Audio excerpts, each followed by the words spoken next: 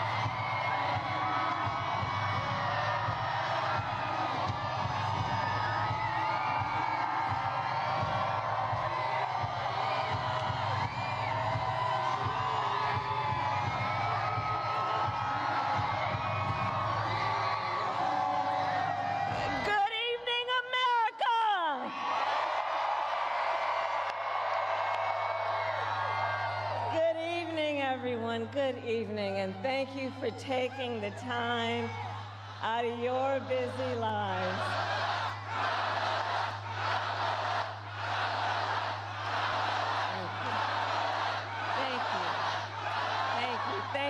Thank you, everyone. So listen, 1 week from today, you will have the chance to make a decision that directly impacts your life, the life of your family, and the future of this country we love.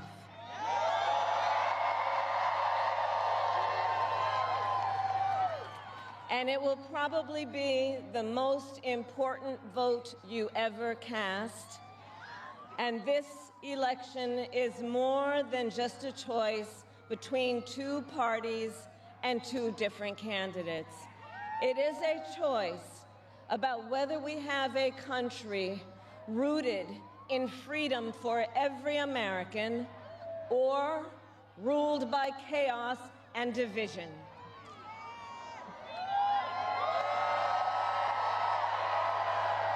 Many of you watching have probably already cast your ballots.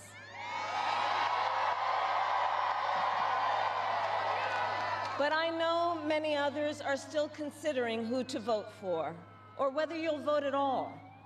So tonight, I will speak to everyone about the choice and the stakes in this election. Look, we know who Donald Trump is. He is the person who stood at this very spot nearly 4 years ago and sent an armed mob to the United States Capitol to overturn the will of the people in a free and fair election. An election that he knew he lost. Americans died as a result of that attack. 140 law enforcement officers were injured because of that attack. And while Donald Trump sat in the White House watching as the violence unfolded on television, he was told by his staff that the mob wanted to kill his own vice president. And Donald Trump responded with 2 words: so what? America, that's who Donald Trump is. And that's who is asking you to give him another 4 years in the Oval Office. Not to focus on your problems, but to focus on his. And Donald Trump has told us his priorities for a second term. He has an enemies list of people he intends to prosecute. He says that one of his highest priorities is to set free the violent extremists who insulted those law enforcement officers on January 6th.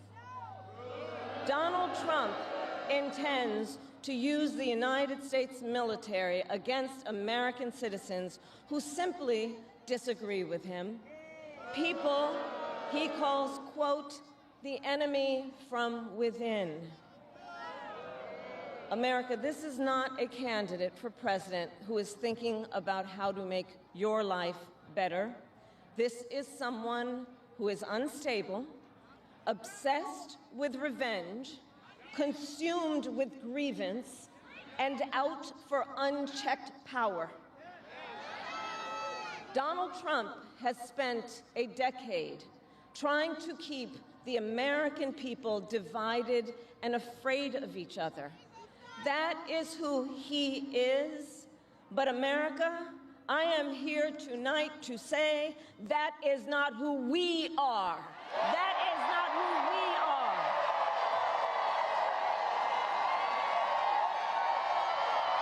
That is not who we are. You see, what Donald Trump has never understood is that e pluribus unum, out of many, one, isn't just a phrase on a dollar bill. It is a living truth about the heart of our nation. Our democracy doesn't require us to agree on everything. In fact, we like good arguments from time to time. Just think of your own family, right? It's not the American way to not have disagreements. We don't shy away from robust debate. In fact, we like a good debate, don't we? We like a good debate. And the fact that someone disagrees with us does not make them the enemy within. That's right. They are family, neighbors, classmates, co-workers. They are fellow Americans. And as Americans, we rise and fall together.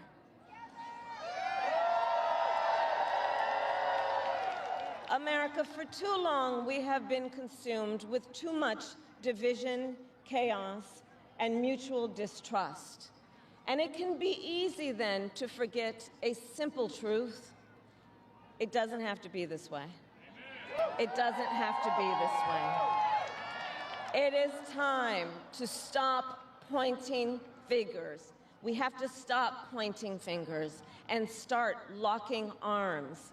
It is time to turn the page on the drama and the conflict, the fear and division. It is time for a new generation of leadership in America.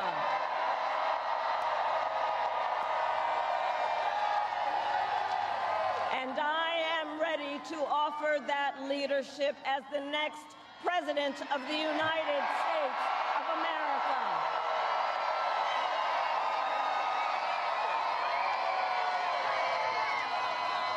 Now look, let me say, I recognize this has not been a typical campaign. Even though I've had the honor of serving as your vice president for the last 4 years, I know that many of you are still getting to know who I am.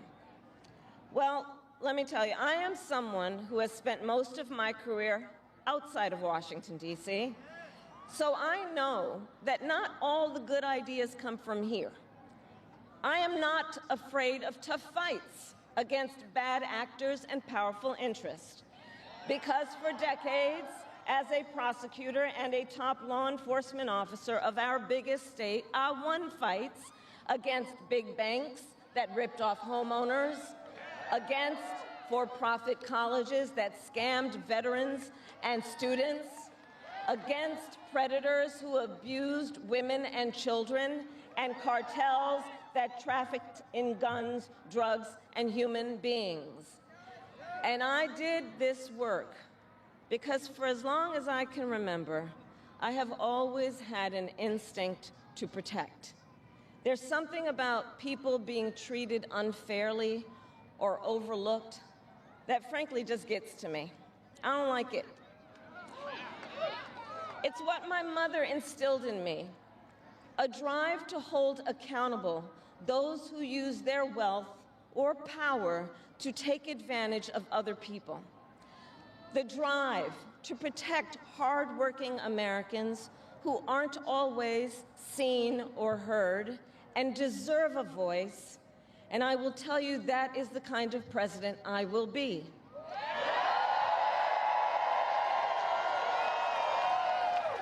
And look, I'll be honest with you, I'm not perfect. I make mistakes, but here's what I promise you. I will always listen to you, even if you don't vote for me.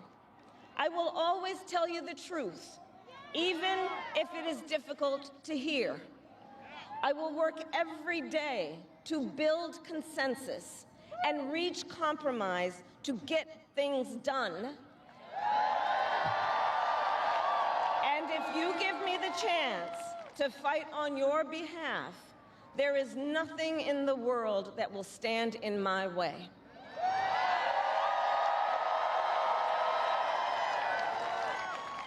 So look, in less than 90 days, either Donald Trump or I will be in the Oval Office. Okay?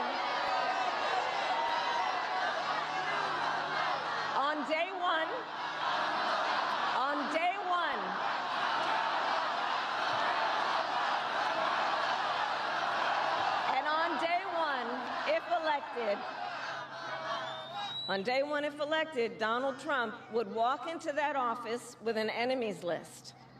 When elected, I will walk in with a to-do list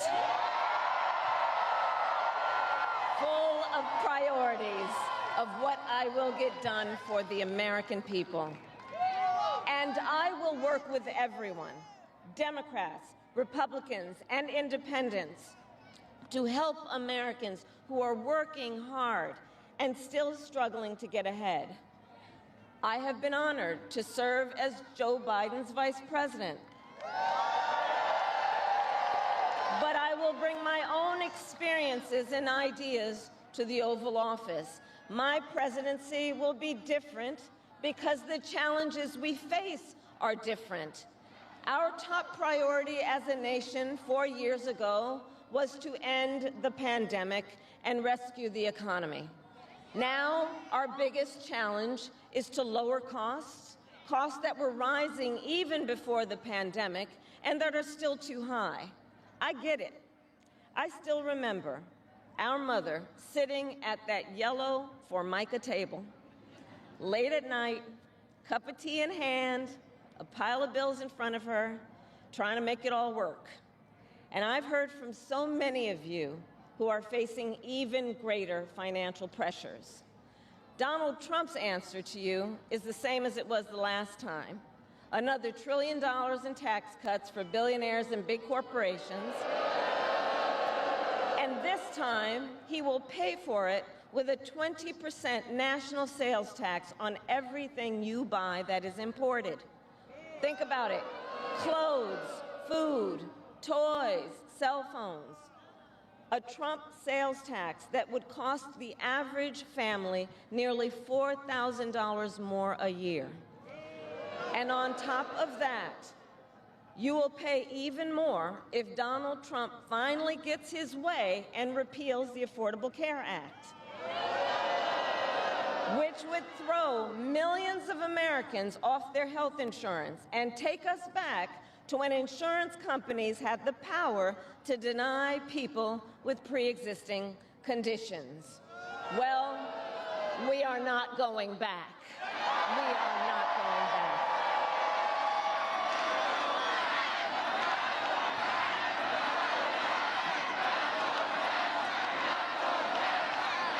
We are not going back because we also know Donald Trump would deliver tax cuts to his billionaire donors. I will deliver tax cuts to working people and the middle class.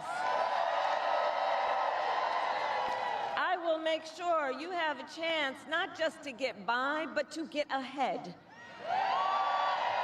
Because I believe in honoring the dignity of work. I will enact the first ever federal ban on price gouging on groceries. Cap the price of insulin and limit out-of-pocket prescription costs for all Americans. I will fight to make sure that hardworking Americans can actually afford a place to live. I'll never forget how our mother saved up and how excited she was when she could finally afford to buy our first home. I remember how excited she was.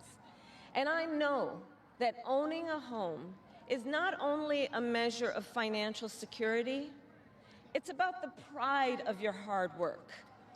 And as president, I will fight to help first-time home buyers with your down payment, take on the companies that are jacking up rents, and build millions of new homes. For years, we have heard excuses about why America can't build enough housing. Enough with the excuses. I'm going to cut the red tape and work with the private sector and local governments to speed up building and get it done. And the cost of housing isn't the only financial pressure on middle-class families. I have met so many young people who have a natural desire to parent their children well, but not always the resources to do it. So I'll fight for a child tax credit to save them some money, which will also lift American children out of poverty. I'll work to lower the cost of childcare, which is out of reach for too many working families today, and for too many people in the sandwich generation who are raising young children and taking care of a parent. Juggling all of it is extremely difficult. You know, I took care of my mother when she got sick, cooking food that she had a taste for, finding clothes that would not irritate her skin, and understand, as I do, that caregiving is about dignity. It is about dignity. And currently, if you need home care and you don't have some money to hire someone, you and your family need to deplete your savings to qualify for help. That's just not right. So we're going to change the approach and allow Medicare to cover the cost of home care so seniors can get the help and care they need in their own homes. Now, Donald Trump has a different approach. He tried to cut Medicare and Social Security every year he was president. Look, I believe that when people have worked hard their entire life, they deserve to retire with the benefits they have earned. And I believe in the fundamental freedom of Americans to make decisions about their own bodies and not have their government tell them what to do.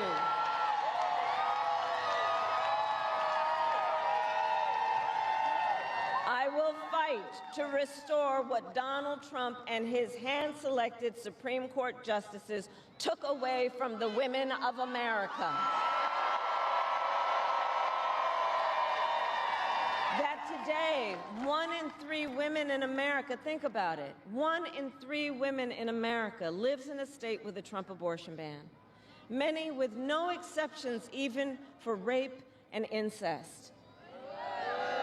The idea that a woman who survives a crime of a violation to her body should not have the authority to make a decision about what happens to her body next, that is immoral. That is immoral. And Trump's not done. He would ban abortion nationwide, restrict access to birth control and put IVF treatments at risk, and force states to monitor women's pregnancies. Just Google Project 2025 and read the plans for yourself. And look, I think we all know one does not have to abandon their faith or deeply held beliefs to simply agree the government should not be telling her what to do with her body. Not the government. And when Congress passes a bill to restore reproductive freedom nationwide, as President of the United States, I will proudly sign it into law. Proudly.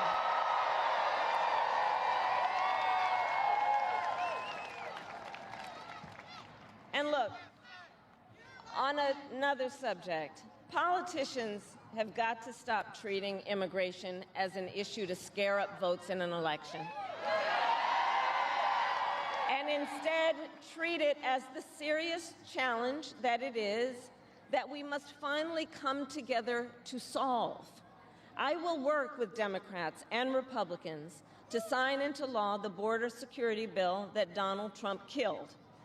When I was Attorney General of a border state, I saw the chaos and violence caused by transnational criminal organizations that I took on. And when I am president, we will quickly remove those who arrive here unlawfully, prosecute the cartels, and give Border Patrol the support they so desperately need. At the same time, we must acknowledge we are a nation of immigrants. And I will work with Congress to pass immigration reform, including an earned path to citizenship for hardworking immigrants like farm workers and our dreamers. As Commander-in-Chief, I will make sure America has the strongest, most lethal fighting force in the world. Donald Trump, on the other hand, has shown his contempt for our nation's heroes, calls them suckers and losers, called a four-star Marine general a, quote, lowlife. I will always honor, never denigrate, the service and sacrifice of our troops and their families, and fulfill our sacred obligation to care for them. I will strengthen, not surrender, America's global leadership. And I will stand with our friends because I know that our alliances keep American people safe and make America stronger and more secure. Look, world leaders think that Donald Trump is an easy mark, easy to manipulate with flattery or favor. And you can believe that autocrats like Putin and Kim Jong-un are rooting for him in this election.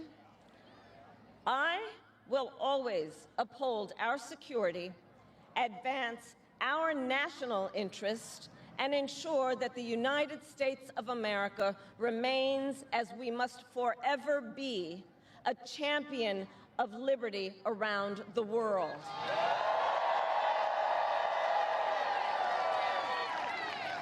America, we know what Donald Trump has in mind.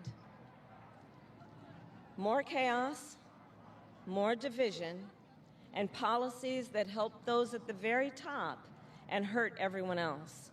I offer a different path, and I ask for your vote.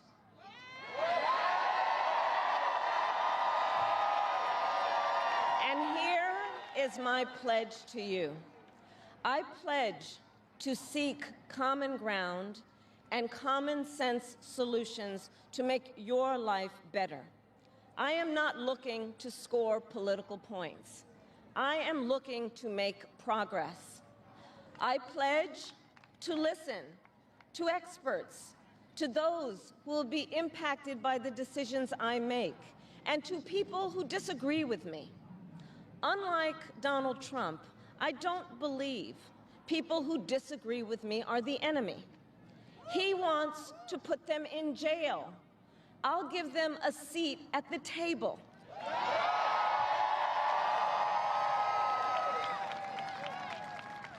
I pledge to you to approach my work with the joy and optimism that comes from making a difference in people's lives and I pledge to be a president for all Americans. And to always put country above party and self.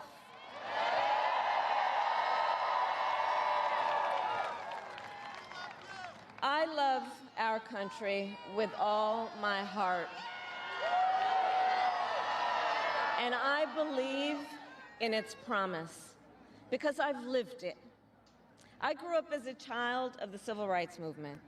My parents would take me to marches in a stroller, where crowds of people of all races, faiths, and walks of life came together to fight for the ideals of freedom and opportunity.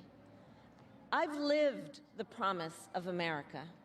I saw how hard our mother worked to give her daughters the same chances this country gave her.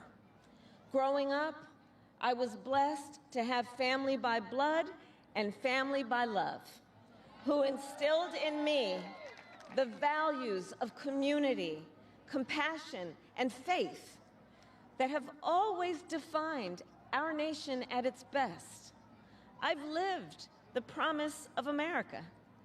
I've spent my life fighting for the people who have been hurt and counted out, but never stopped believing that in our country, anything is possible. I've lived the promise of America, and I see the promise of America in all of you. In all of you. I see it. I see it in the young people who are voting for the first time, who are determined to live free from gun violence and to protect our planet and to shape the world they inherit. I see it in the women who refuse to accept a future without reproductive freedom. And the men who support them. I see it in Republicans who have never voted for a Democrat before, but have put the Constitution of the United States over party. I've seen it in Americans different in many respects, but united in our pursuit of freedom, our belief in fairness and decency, and our faith in a better future. America, I know the vast majority of us have so much more in common than what separates us. I know it. And that's why I am in this race, to fight for the people, just like I always have.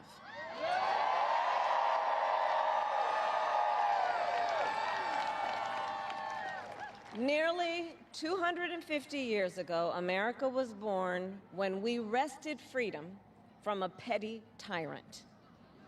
Across the generations, Americans have preserved that freedom, expanded it, and in so doing, proved to the world that a government of, by, and for the people is strong and can endure.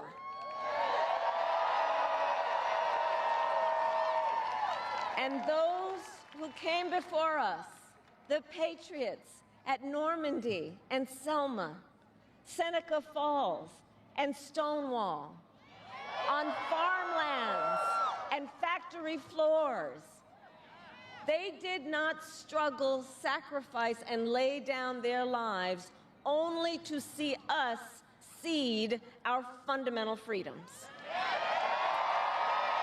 They didn't do that only to see us submit to the will of another petty tyrant.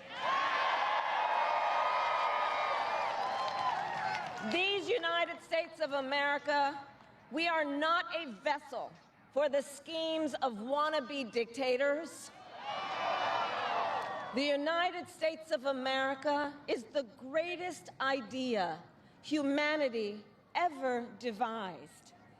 A nation big enough to encompass all our dreams, strong enough to withstand any fracture or fissure between us, and fearless enough to imagine a future of possibilities.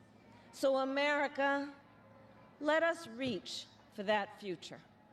Let us fight for this beautiful country we love.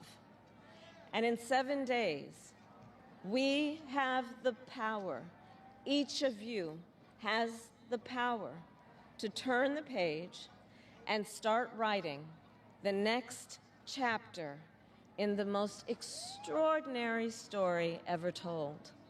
I thank you all. God bless you, and may God bless the United States of America. Thank you.